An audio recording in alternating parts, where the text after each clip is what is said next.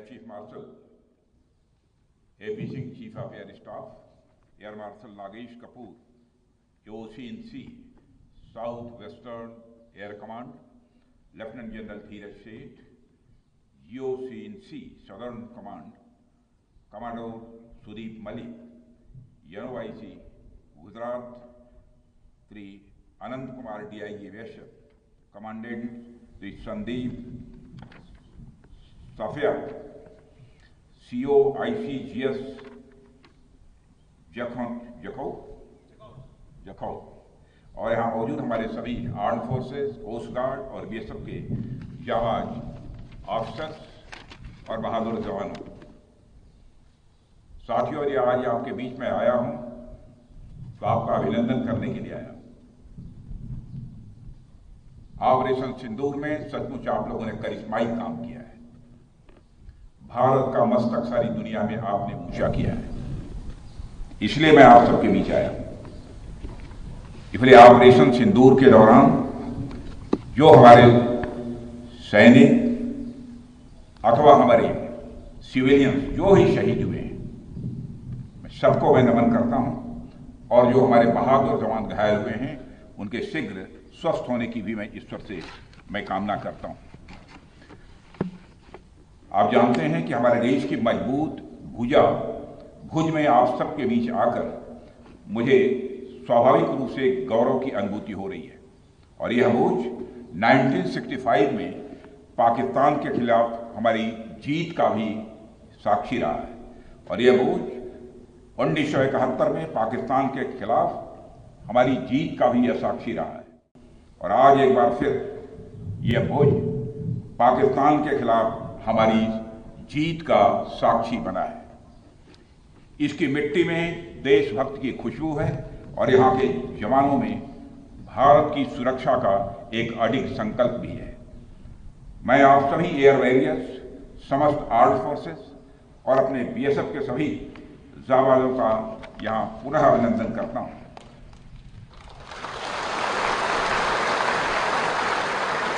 अभी कल ही मैं श्रीनगर में सेना के अपने वीर जवानों से मिलकर लौटा हूँ, और आज मुझे आपके बीच आने का यहाँ अवसर मिला है।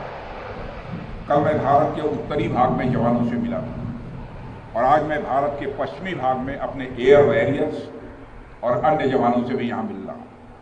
दोनों ही फ्रंट्स पर हाई एनर्जी और हाई जोश देखकर सच्चाई है कि मैं स्वयं को अपने को उत्साहित महसूस कर रहा हूँ, और आश्वस्त हूँ कि भारत की सीमाएं आप सभी के मजबूत भुजाओं से पूरी तरह से सुरक्षित है।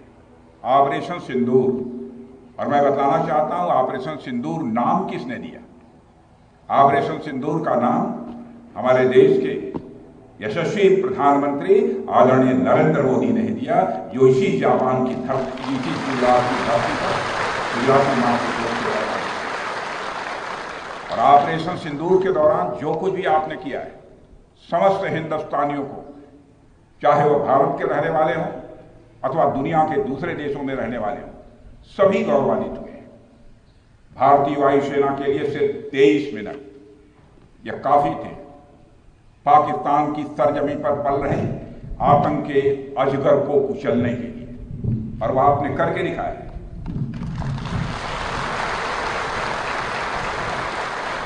और मैं ये कहूं तो यह कहना गलत नहीं होगा, जितनी देर में लोग नाश्ता पानी निपटाते हैं उतनी देर में आपने दुश्मनों को निपटा दिया।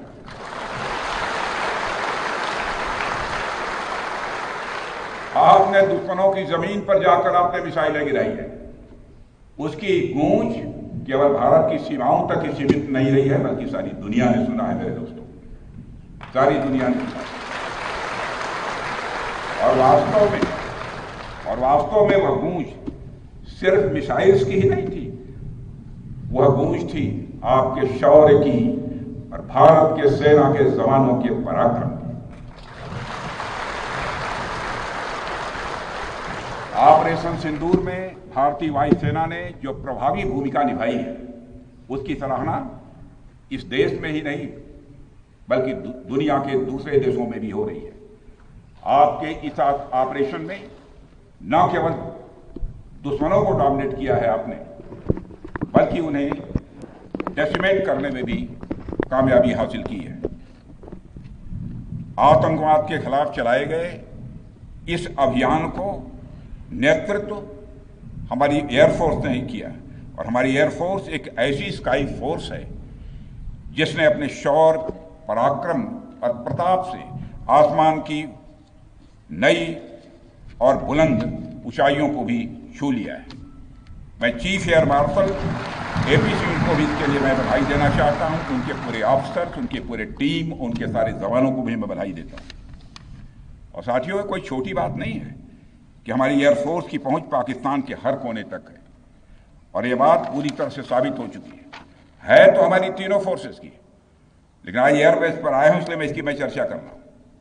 और आज स्थिति यह है कि भारत के फाइटर प्लेन बिना सरहद पार किए ही यहीं से उनके हर कोने तक सीधा प्रहार करने में पूरी तरह से सक्षम है। और पूरी दुनिया ने देख लिया है कि कैसे आपने पाकिस्तान की धरती पर मौजूद आतंकवाद के 9 ठिकानों को ध्वस्त कर दिया। बाद में की गई कार्रवाई में उनके अनेक एयरबेस भी तबाह कर दी है। ऑपरेशन सिंदूर के दौरान इंडियन एयरफोर्स ने केवल पराक्रम ही नहीं दिखाया है, बल्कि पूरी दुनिया के सामने प्रमाण भी दिया है। प्रमाण इस बात का कि अब भारत की युद्ध नीति और टेक्नोलॉजी यानी तकनीक भी दोनों बदल चुकी है। आपने प्रधानमंत्री मोदी जी के नेतृत्व में नए भारत का संदेश पूरी दुनिया तक इस बार पहुंचा दिया है।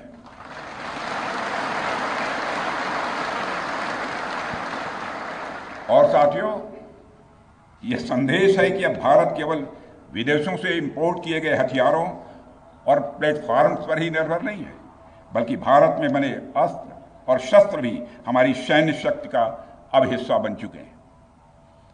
अब भारत में बने और भारतीय हथियारों से बने हथियार भी अचूक और अभेद्य हैं। यह पूरे विश्व ने देख लिया है। ब्रह्मोस मिसाइल की ताकत को तो पाकिस्तान ने खुद स्वीकार कर लिया है। हमारे देश में एक कहावत काफी पुरानी है, और वह है दिन में तारे दिखना।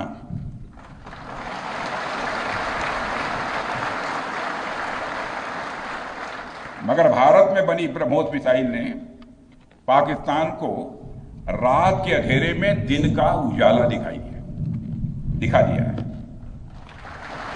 रात के अंधेरे में दिन का उजाला दिखा दिया है। भारत के जिस एयर डिफेंस सिस्टम की तारीफ हर तरफ हो रही है, उसमें डीआरडीओ द्वारा बनाए गए आकाश और अन्य राडार सिस्टम की जबरदस्त भूमिका रही है। साथियों,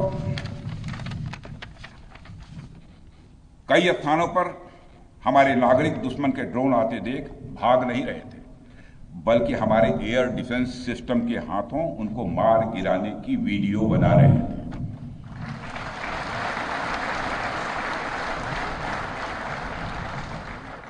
अब ड्रोन देखकर लोग भागने लगते हैं, लेकिन हमारे भारत के नागरिक वीडियो बना रहे थे।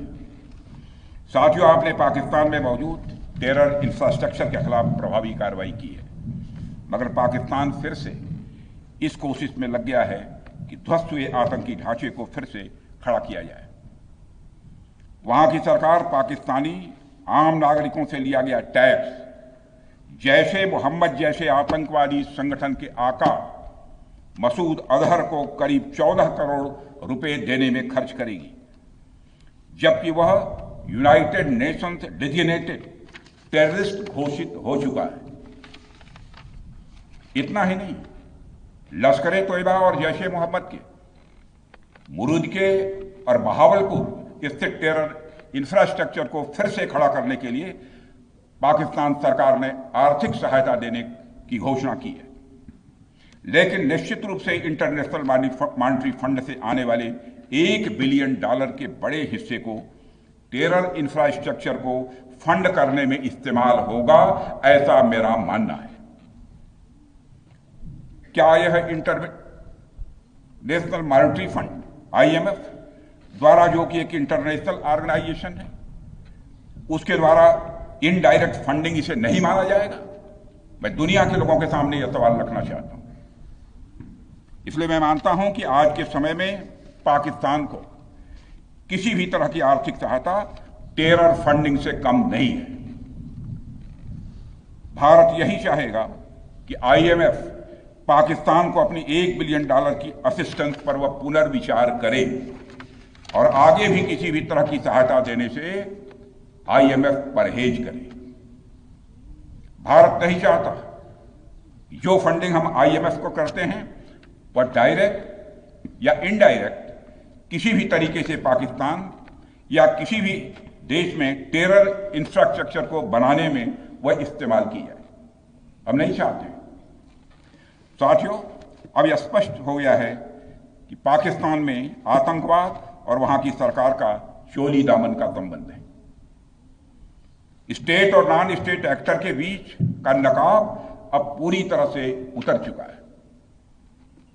अतः इस परिस्थिति में यदि वहां परमाणु अस्त्र एटॉमिक वेपन रहते हैं तो इस बात की संभावनाओं को भविष्य में नकारा नहीं जा सकता कि कभी वो आतंकवादी तत्वों के हाथों में चले जाएं।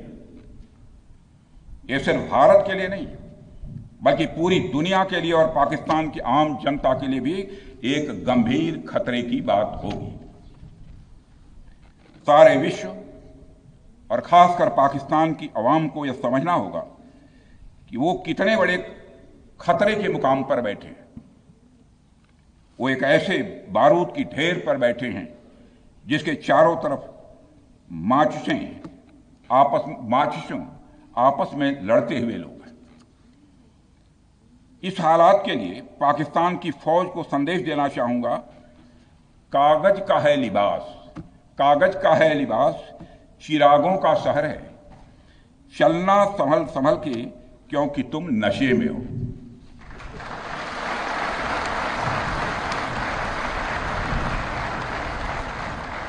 साथियों, अभी आपने जो पराक्रम दिखाया है उसकी चर्चा पूरी दुनिया में हो रही है। जैसा मैंने पहले भी कहा, आज भारत को वैश्विक मंच पर जो सम्मान मिल रहा है उसकी बुनियाद में यदि कहा जाए साफ तौर पर तो वह है आपका पराक्रम।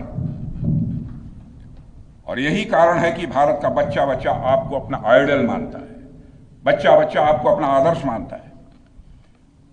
आपने पूरे देश को यकीन दिलाया है कि नया भारत अब सहन नहीं करता बल्कि वह पलटकर जवाब देता है।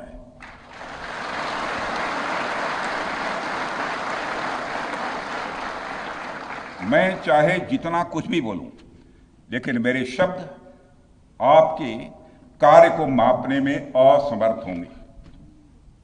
मैं कृतज्ञ राष्ट्र की ओर से आप सबके प्रति पुनः आभार व्यक्त करता हूं। साथियों, अब आतंकवाद के विरुद्ध लड़ाई केवल सुरक्षा का विषय नहीं बल्कि नेशनल डिफेंस डॉक्ट्रिन का यह हिस्सा बन चुकी है। हम आपके साथ मिलकर इस प्रॉक्सी और हाइब्रिड वॉरफेयर को जड़ से समाप्त करेंगे। रक्षा मंत्री होने के नाते यह संकल्प मैं दोहराना चाहता हूं। अब हमारा भारत पहले का भारत नहीं है। प्रधानमंत्री के नेतृत्व का यह नया भारत का जन्म हो चुका है। मेरे बहनों भाइयों, हम हमारे आराध्य श्री राम के उस मार्ग का अनुसरण करते हुए आगे बढ़ रहे हैं जिसमें वह आसुरी शक्तियों के विनाश का प्रण लेते हैं। निश्चरहीन करौं मही भुज उठाई पण कीन, अर्थात जिस प्रकार भगवान राम ने अपनी भुजाओं को उठाकर धरती को राक्षस विहीन करने का प्रण लिया था, ठीक उसी प्रकार श्री राम के आदर्शों का पालन करते हुए हमने भी आतंकवाद को जड़ से समाप्त करने का संकल्प लिया है।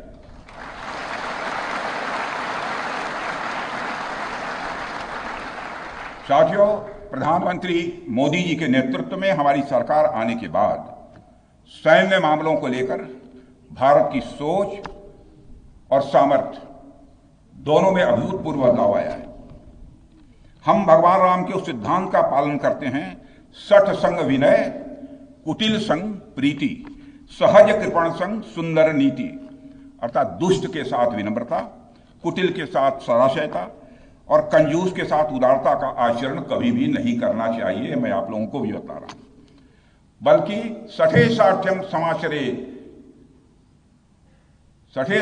समाचरित या टिट फॉर टैट।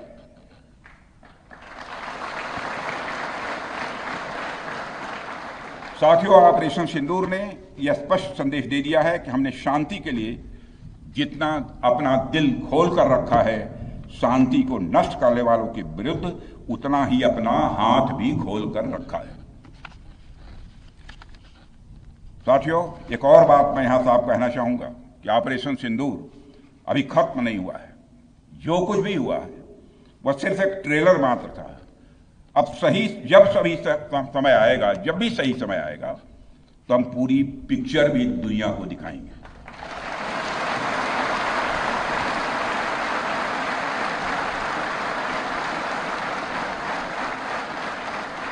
साथियों, आप सब तो जानते ही होंगे कि भारत में जब भी कोई उपद्रवी तत्व होता है जिसको लेकर यह आशंका रहती है कि यह भविष्य में कुछ उपद्रव कर सकता है, तो उसको मजिस्ट्रेट एवं पुलिस द्वारा गुड बिहेवियर के प्रोबेशन पर रखा जाता है। कोई गड़बड़ करता है तो उसको कुछ समय के लिए मजिस्ट्रेट गुड बिहेवियर के प्रोबेशन पर रखते हैं। अगर वह व्यक्ति प्रोबेशन के दौरान कोई भी शरारत करता है तो उसे उचित दंड भी दिया जाता है। ठीक उसी तरह वर्तमान सीज फायर में हमने पाकिस्तान को बिहेवियर के आधार पर अभी प्रोबेशन पर रखा हुआ है। यदि उसका बिहेवियर सुधरता है तब तो ठीक, और यदि बिहेवियर में फिर से गड़बड़ी आती है तो उसको कड़े से कड़ा दंड दिया जाएगा।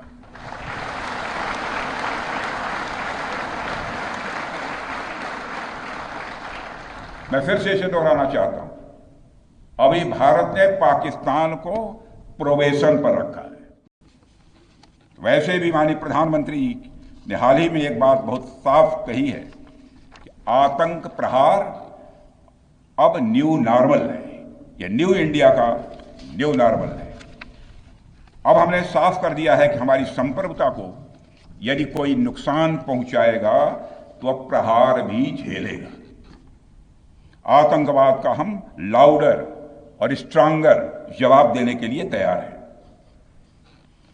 साथियों, मैं जब देश के अलग अलग हिस्सों में जाता हूं तो एक बात हर जगह सुनने को मिलती है कि हमें हमारी सेनाओं पर गर्व है। और क्यों न हो, आप सबने अपने पराक्रम से, अपने शौर्य से पूरे देश के दिल में एक अपनी खास जगह बनाई है। लेकिन क्या सिर्फ गर्व और सम्मान ही काफी है? मेरा मानना है कि नहीं। साथियों, कुछ साल पहले हम दुनिया से हथियार खरीदते थे, आज हम खुद बना रहे हैं। बहुत सारे हथियार, कुछ लेते भी हैं, artillery systems, radar systems, missile shields, drones और काउंटर ड्रोन्स जैसे साजो सामान आज हम भारत में ही मैन्युफैक्चर कर रहे हैं। हम इंपोर्टर से एक्सपोर्टर बन रहे हैं और यह केवल शुरुआत भी है, केवल शुरुआत भर है। मैं आप सबको एक बार फिर ऑपरेशन सिंदूर की सफलता पर तहे दिल बधाई देता हूं। और मैं बस इतना कहूंगा कि आपके पराक्रम ने यह दिखा दिया है कि यह वो सिंदूर है, यह वो सिंदूर है जो श्रृंगार का नहीं बल्कि शौर्य का प्रतीक है। यह वह सिंदूर है जो सौंदर्य का नहीं बल्कि संकल्प का प्रतीक है। यह सिंदूर खतरे की वह लाल लकीर है, यह सिंदूर खतरे की वह लाल लकीर है जो भारत ने अब आतंकवाद के माथे पर खींच दी है। मैं इस अवसर पर साथियों आप सभी के साथ साथ देश की जनता का भी आभार प्रकट करता हूं। भारत की जनता ने एकजुटता और समझदारी का परिचय देते हुए आप सभी का, सरकार का, यानी पूरे देश का सहयोग किया है। इस लड़ाई में न केवल सरकार, आर्म्ड फोर्सेस और सुरक्षा बल, सभी नागरिक एकजुट थे और मैं कह सकता हूं कि भारत का हर नागरिक इसमें सिपाही की तरह भागीदार था। मैं देश की उन माताओं को भी प्रणाम करना चाहता हूं जिनकी कोख से आप जैसे बहादुरों ने जन्म लिया है।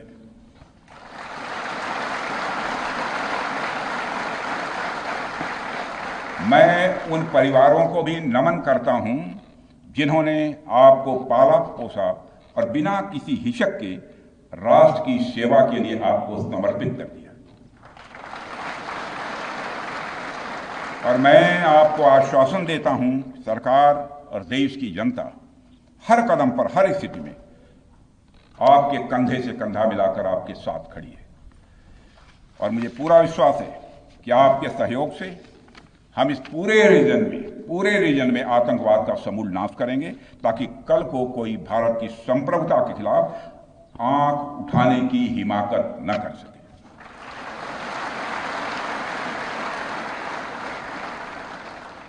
साथियों, मैं कहना चाहूंगा कि भारत की सेना जो अदम्य शौर्य दिखाया है और सरकार ने जो अद्भुत कूटनीतिक परिदृश्य बनाया है, मैं फिर से दोहराना चाहूंगा, भारत की सेना ने जो अदम्य शौर्य दिखाया है और सरकार ने जो अद्भुत कूटनीतिक परिदृश्य बनाया है, उसके आधार पर मेरे बहादुर जवानों, आप आश्वस्त रहिए कि भारत के भविष्य का सूर्य प्रखरता के साथ उदित होने वाला है और यह सब रात के टिमटिमाते हुए नक्षत्रों की तरह बुझने वाले हैं। इसलिए आज मैं कहने आया हूं, सेनानी करो प्रयाण अभय, सेनानी करो प्रयाण अभय, भावी इतिहास तुम्हारा है, सब नखत अमा के बुझते हैं, सारा आकाश तुम्हारा है। इन्हीं शब्दों के साथ पुनः आप सबके प्रति आभार व्यक्त करते हुए और साथ ही आपके सभी परिवार के सदस्यों के प्रति कृतज्ञता ज्ञापित करते हुए, उनके प्रति हृदय से सम्मान की अभिव्यक्ति करते हुए अपना निवेदन समाप्त करता हूं। बोलिए भारत माता की, भारत माता की, बोले शो निहाल। और बोले सो